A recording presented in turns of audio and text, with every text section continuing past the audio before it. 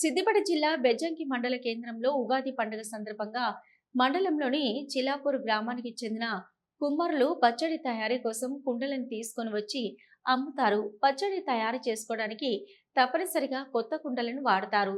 అలాగే పచ్చడి తయారీ కొరకు కొత్త చింతపండు, మామిడికాయలు తప్పనిసరి. వాటిని సైతం మార్కెట్లో అమ్మకానికి పెట్టడం జరిగింది.